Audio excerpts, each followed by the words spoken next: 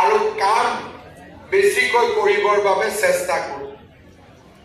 1 লাখৰ জেগাত 1,65,000, গতিকে 65,000 নতুন নিযুক্তি, 60,000 নহয় হলে 70,000 হ'বগৈ, কিন্তু 60,000 হোৱাৰ কোনো সম্ভাৱনা নাথাকে। এই যুৱক যুৱতীসকল আজি আৰু অহাকালি চৰকাৰৰ লগে লগে অসমত ঔদ্যোগিকৰণৰ এক নতুন পৰিৱেশ সৃষ্টি হৈছে।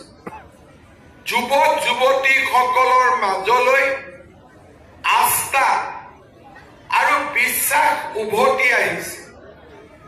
শিক্ষা ব্যৱস্থাক উদ্যমিতা আৰু স্কিলৰ সৈতে জড়িত কৰি প্ৰতিজন যুৱক যুৱতীক কৰ্মক্ষম কৰি গঢ়ি তোলাৰ নতুন প্ৰয়াস আৰু প্ৰচেষ্টা আমাৰ ৰাজ্যত আৰম্ভ হৈছে।